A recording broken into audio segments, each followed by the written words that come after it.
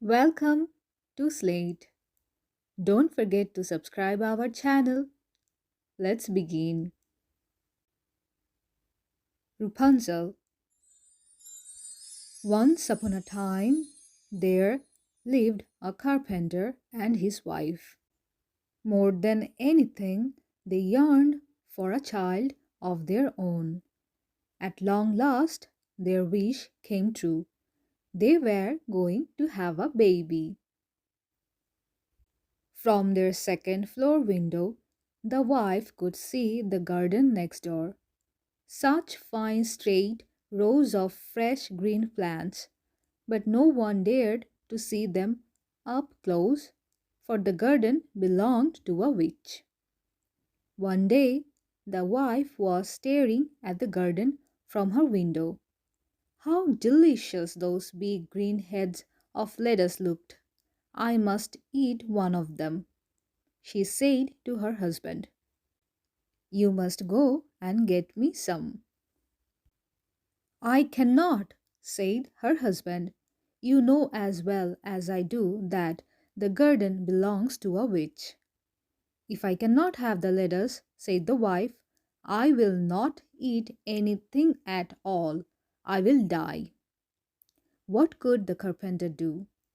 Later that night, he climbed over the garden wall. Taking very quiet steps, he broke one green head of the lettuce from the ground. Holding the lettuce close to his chest, he climbed back over the garden wall. His wife ate all the lettuce right away. But eating the lettuce only made her want more. She said if she could not have more lettuce, there was nothing she could eat. So the next night, the carpenter climbed back over the garden wall. He broke one more head of lettuce from the ground. All at once rang a high, loud voice. Exactly what do you think you are doing? I am getting lettuce for my wife, said the carpenter. Thief, yelled the witch. You will pay for this. Please, said the carpenter, my wife is going to have a baby. She saw your lettuce and wanted it so very much. Why does that matter? Howled the witch. I will do anything to make this right, begged the carpenter. He thought, surely I can build her something she would like. You say you will do anything, said the witch. Yes, name it, said he. Fine, said the witch. Here is a deal. Go ahead, take all the lettuce you want. Your wife will have a baby girl, and when she does, the baby will be mine. What? Said the carpenter. I will never agree to that. You already did, said the witch, and she laughed an evil laugh. Indeed, the wife had a baby girl just as the witch had predicted. To keep the baby safe from the witch, the carpenter built a tall tower deep in the woods. He built a staircase that led up to a room at the very top, and he installed long pointed window in the top room. He and his wife took turns staying there with the baby. But the witch had a magic ball, and the magic ball showed the baby was in the top room of this tower. When the carpenter and his wife were both inside the house, the witch cast a spell over both of them, and they fell into a deep sleep. The witch went directly to the tower and up to the room at the top, where the baby slept in its cradle. You are mine, hissed the witch. I will call you Rapunzel, for that is the name of the lettuce that brought you to me. With her magic, the witch sent the carpenter and his wife back to their cottage. The witch did not know how to take care of a baby. Rapunzel grew into a child, and the witch did not know how to cut her hair. The girl's blonde hair grew longer and longer. All the witch could do was keep the little girl locked in the room at the very top of the tower. She told the child that the world was a very bad place, and that is why she must never leave the tower. As she grew up, many times Rapunzel said to the witch, "There is nothing here for me to do. Why must I stay in this tower all the time?" And the witch shouted back, "I told you so many times. The world is a very bad place. Now comb your hair and be quiet." "Is it really so bad out there?" Rapunzel would sometimes insist. "I hear people laughing down there below the window." At such times, the witch would yell, "How many times do I have to repeat myself? Don't listen to anything you see or hear out there. The world is much worse than you think." On her 12th birthday, Rapunzel found the courage to say to the witch, "I don't care what you say anymore. I'm so tired of staying here alone all the time. When you are gone, I will chip away at the door. I will make a hole. I will run down the stairs and go outside. And you can't stop me." "You think so," said the witch. "Think again." With her power, she made the staircase in the tower collapse. She closed up the door at the base of the tower so there was no trace of it. Now there was no way for Rapunzel to escape. By then, Rapunzel's hair had grown very, very long. Once the stairs were gone, when it was time for the witch to visit her in the tower, she would call from outside, "Rapunzel, Rapunzel, let down your hair." Rapunzel would throw her long blonde braid out of the window. The witch would grab hold of her hair like a rope. And that is how the witch climbed up the tower wall to the window in Rapunzel's room. 5 more long years went by. Poor Rapunzel. She had to stay that room day after day. All she could do was sing sad songs from her window. Sometimes birds at the treetops would join her songs. Then she would feel a little better, but only a little. One day, a prince was riding through the woods. He heard a sound of beautiful singing. It seemed like it was coming from the treetops, but of course that was impossible. He rode closer to the sound and at last was standing before the tower. "This is odd," he said, looking around the base of the tower. "There is no door to get in, yet someone is singing at the very top of the tower. How does anyone get in or out?" The singing enchanted him, and the prince found himself returning to the tower each day. Who was this young woman? And why was she there every day? One day, when the prince rode up to the tower, he saw an old woman standing at the base of the tower. He jumped behind a tree to hide. He heard the witch call out, "Rupanzel, Rupanzel, let down your hair." A long blonde braid was thrown out from a window at the very top.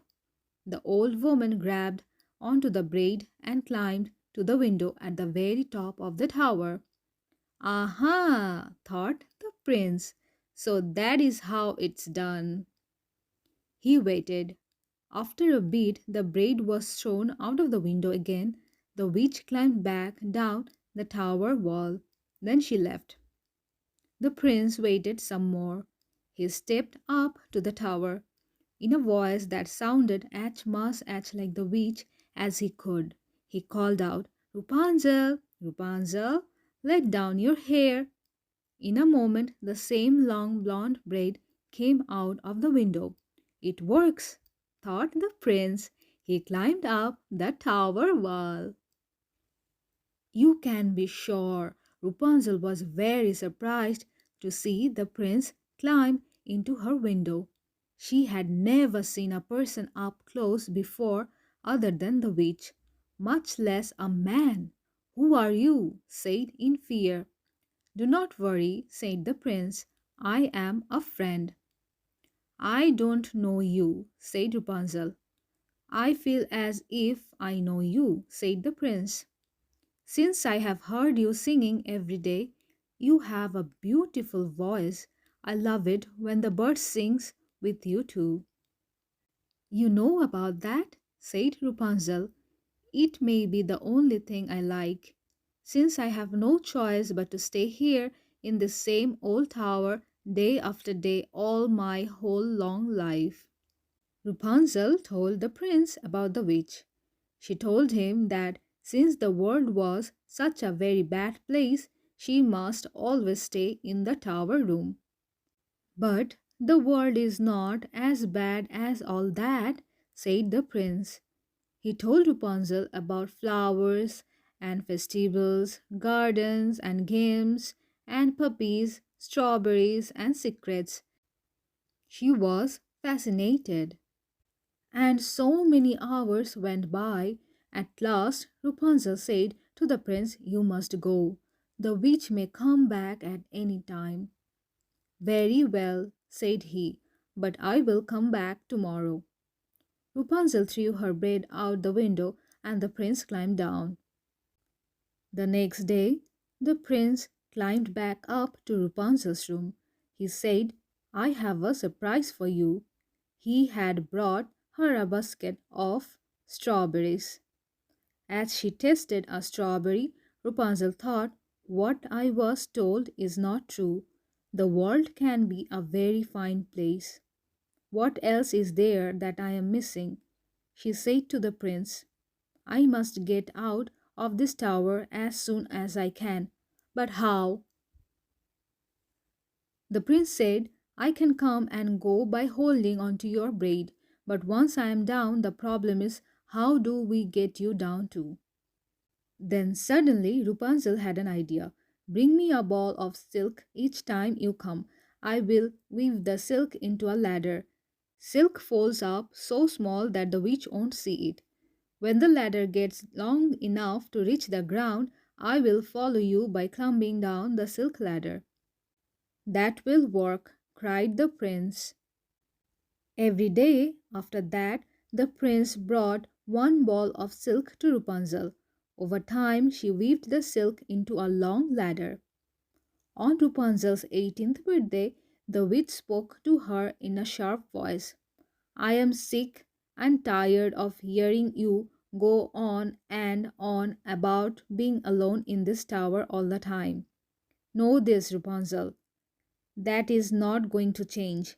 You will stay in this tower forever. Who says I am alone in the room all the time? Said Rapunzel. What? Said the witch.